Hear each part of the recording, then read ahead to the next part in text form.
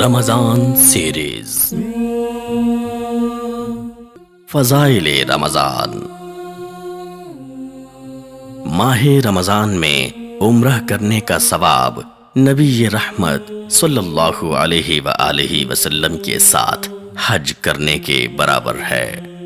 صحیح مسلم حدیث نمبر 222، حدیث نمبر 1256۔